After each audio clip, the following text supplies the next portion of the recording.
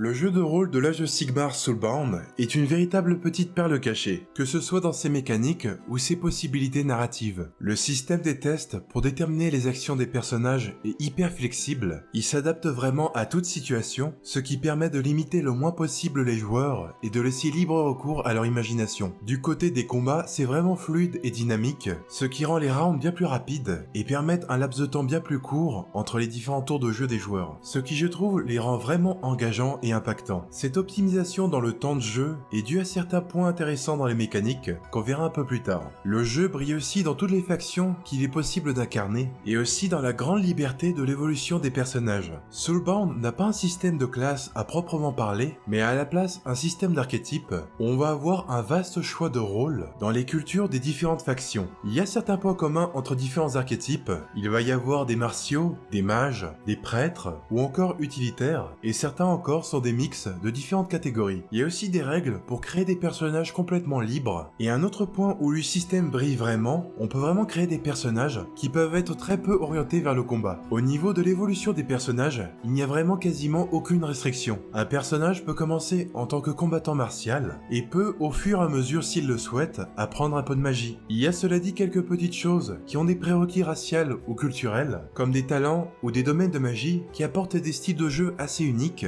et ça apporte une identité culturelle aux différentes factions. On peut créer des personnages dans toutes les factions de l'ordre, de la mort, de la destruction et même bientôt du chaos. L'ambiance des aventures ne sera du coup pas du tout la même en fonction des grandes allégeances dans lesquelles on joue. Les règles pour jouer les différentes races et factions des royaumes mortels peuvent se trouver dans différents suppléments de Soulbound, qui apportent aussi énormément de contenu, de règles et de lore autour de ces différentes factions et cultures. D'ailleurs, je vous recommande vraiment le livre de base de Soulbound, qui quand il sera enfin sorti en français, sera vraiment l'une des meilleures sources de lore pour l'âge de Sigmar. C'est d'ailleurs là que se trouve la majeure partie des archétypes pour les factions jouables de l'ordre. On va pouvoir y trouver les archétypes des cités de Sigmar, des filles de Cain, des pyro-tueurs, des idonettes, des éternels de l'orage et des sylvanesses. Dans le supplément Champion of Order, il va y avoir les luminettes et aussi quelques archétypes pour les factions déjà présentes dans le livre de base. Les séraphons quant à eux ont leur propre supplément étoiles et écailles. Et enfin, il y a le supplément de l'ère de la bête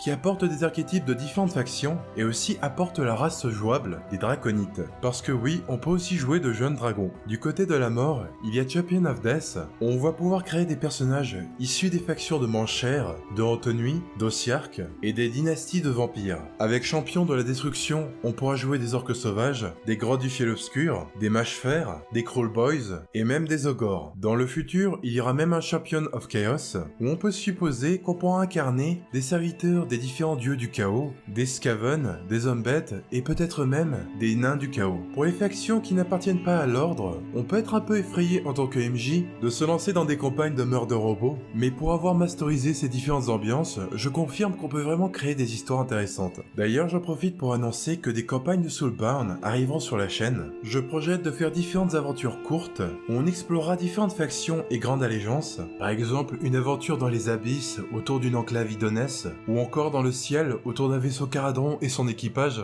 ou une tribu peau verte qui part à la chasse d'un immense monstre, ou alors une assemblée de morts vivants qui cherche à trouver un mausolée caché où se trouve énormément d'âmes à asservir, ou encore un groupe de Skaven avec des membres de différents clans qui cherchent à saboter les défenses d'une cité de Sigmar. Toutes ces petites aventures seront interconnectées dans une grande campagne qui prendra place par la suite, dont les événements se seront déroulés dans le passé, en parallèle ou dans le futur de la campagne principale. C'est vraiment un projet qui me tient à cœur et j'espère que ça vous plaira. Aussi, si Soulbound vous intéresse, on va organiser des sessions d'initiation sur le Discord.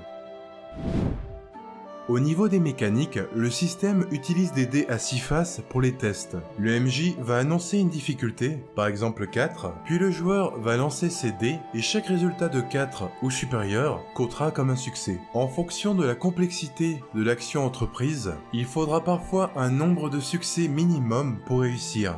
Dans ces cas-là, le MJ va annoncer un test avec 2 chiffres, la difficulté et la complexité. Par exemple, un test 4-3 va avoir une difficulté de 4 et va nécessiter 3 succès. Pour ceux qui jouent déjà au Wargame de l'âge de Sigmar, ça peut un peu faire penser au jet d'attaque. Donc maintenant qu'on sait comment les tests fonctionnent, on va voir comment est déterminé le nombre de dés qu'un personnage peut lancer pour un test. Cela dépend de ses attributs et de ses compétences. Il y a 3 attributs qui sont assez similaires aux caractéristiques de Donjons et Dragons. Il y a le corps qui réunit toutes les capacités physiques, aussi bien la force que l'agilité, que l'endurance ou encore la résistance. Puis il y a l'esprit qui réunit les capacités intellectuelles, la perception, la réflexion et aussi la capacité à manipuler la magie. L'âme, quant à elle, touche autour des émotions, de la volonté, mais aussi de la spiritualité. Ces 3 attributs pourraient être combinés de manière interchangeable avec toutes les compétences, ce qui permet de pouvoir adapter les tests à toutes les situations possibles. Par exemple, un test de perception associé au corps sera peut-être demandé pour essayer d'identifier quelque chose au toucher, là où un test de perception associé à l'esprit pourra être demandé pour voir quelque chose de loin, ou encore un test de perception associé à l'âme pourrait être demandé par exemple à un prêtre qui essaierait de ressentir à quel type de divinité appartiendrait un temple. Pour déterminer le nombre de dés qu'on peut lancer pour tel ou tel test,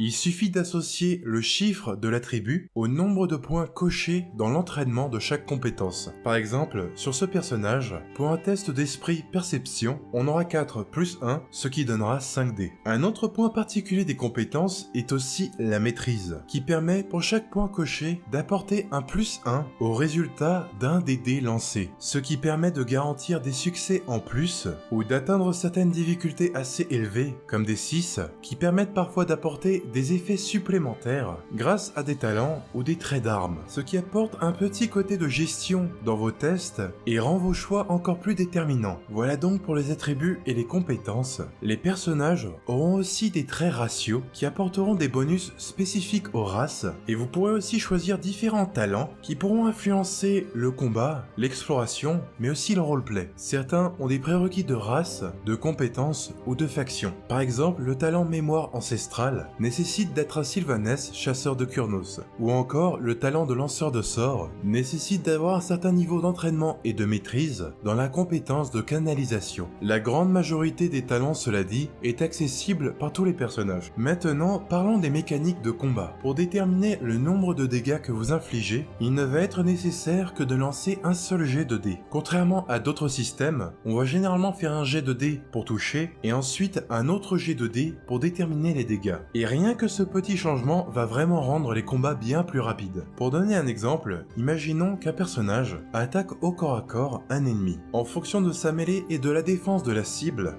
la difficulté du jet va être déterminée par le maître du jeu. Ici, imaginons que la difficulté est de 4 et que la poule du dé de l'attaquant est de 5 dés. Hop, le jet est lancé et on obtient un 6 et un 4, soit 2 succès, et on va donc infliger 2 dégâts. C'est simple, efficace, et le temps gagné pour chaque étape va vraiment fluidifier les combats. Le nombre de dégâts peut paraître bien moindre comparé à d'autres systèmes où on inflige parfois des dizaines et des dizaines de dégâts, mais cela est équilibré avec l'endurance et les points de vie des personnages et des personnages non joueurs. Quand vous débutez avec votre personnage, vous allez généralement avoir entre 6 et 8 points d'endurance. L'endurance va représenter les points de dégâts que vous pourrez encaisser avant de subir des blessures plus graves. Maintenant, parlons des mouvements en combat. Et là aussi, ça va pas mal différer d'autres systèmes où il va y avoir des mesures prises sur la carte. Il y a cela dit des règles optionnelles dans le livre de base pour ceux qui préfèrent ce style. Mais dans Soulbound,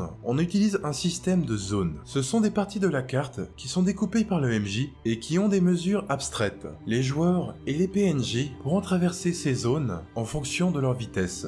Il y a 3 vitesses, normale, lente et rapide. Un personnage avec une vitesse normale pourra se déplacer d'une zone à une autre en un seul mouvement pendant son tour, qui dure généralement environ 6 secondes. Un personnage lent ne pourra se déplacer qu'à l'intérieur de la zone où il se trouve déjà, et ne pourra aller dans une zone adjacente que s'il décide de courir. Un personnage rapide, quant à lui, pourra se déplacer de 2 zones avec son mouvement et d'encore une autre zone avec une action gratuite. Cette vitesse est atteignable de différentes façons, par exemple en étant monté sur un cheval, et permet d'avoir un style de combat assez dynamique. Ce système de zones abstraites rend vraiment les phases de déplacement beaucoup plus rapides et fluides. D'ailleurs aussi, contrairement à d'autres systèmes, il n'y a pas d'attaque d'opportunité par défaut pour tout le monde, même si on peut prendre à talent pour pouvoir le faire. Et je trouve que ça encourage les combats à être bien moins statiques. Dans d'autres systèmes où il y a des attaques d'opportunité, de manière générale, j'ai remarqué que ça a tendance à influencer les joueurs à ne pas bouger. Mais ici, avec ce système, j'ai remarqué que mes joueurs avaient tendance à décider d'être bien plus mobiles, et ont aussi tendance à bien plus jouer sur le positionnement. Voilà donc pour les bases des différentes mécaniques du jeu.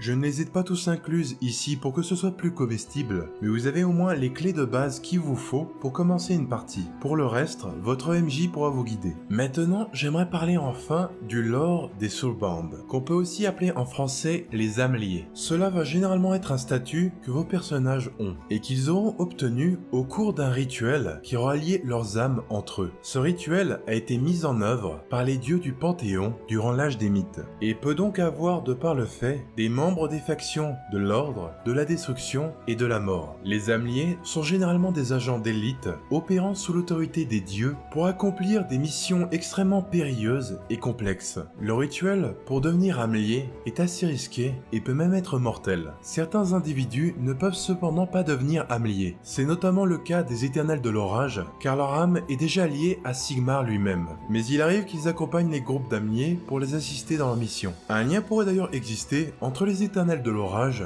et les âmes liées, car certaines choses porteraient à croire que ce rituel créé par les membres du Panthéon divin aurait servi de base pour le processus de création des éternels de l'orage. Le rituel apporte cependant certains avantages et désavantages. Pour les avantages, les âmes liées ont la capacité de puiser dans la réserve animique collective qu'ils ont avec les autres individus auxquels ils sont liés, ce qui leur permet de dépasser leurs limites lors de situations de crise. De par le fait, les joueurs peuvent être assez puissants. Pour donner une idée, c'est assez comparable au jeu vidéo Vermintide. Les joueurs sont capables de combattre des hordes d'ennemis, mais peuvent aussi très facilement tomber à terre avec un peu de malchance ou un mauvais placement. Il y a donc une très forte létalité qui va dans les deux sens, et ce, dès la première session. Pour donner une idée à ceux qui jouent à Donjons et Dragons, c'est comme si vous commenciez au niveau 6 ou 7. Un autre avantage qui attire beaucoup de mortels, surtout les humains, est que le rituel arrête le vieillissement. Ce qui fait que certains liens d'âmes liées sont parfois âgés de plusieurs siècles. En contre-coup cependant, ils deviennent aussi stériles, et abandonnent donc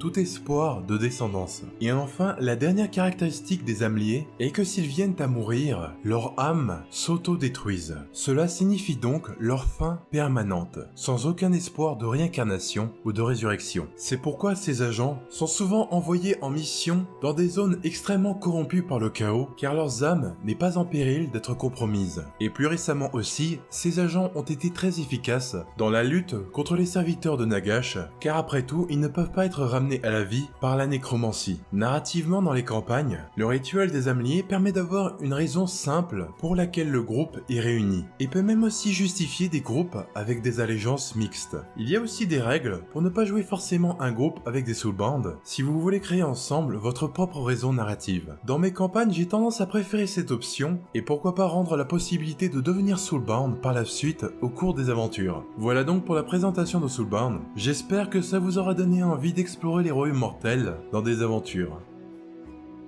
Merci d'avoir regardé la vidéo jusqu'au bout, et si le lore AOS vous plaît vraiment et que vous aimeriez en voir plus en français, considérez à soutenir la chaîne par le Tipeee, ou si mes vidéos vous ont donné envie de vous prendre quelque chose en rapport avec AOS ou le Wargame, n'hésitez pas à utiliser le lien partenaire MyHobbyPlace dans la description pour pouvoir avoir des réductions jusqu'à moins 20% et d'une pierre deux coups soutenir la chaîne. Merci d'avance pour votre soutien peu importe sa forme, et à la prochaine.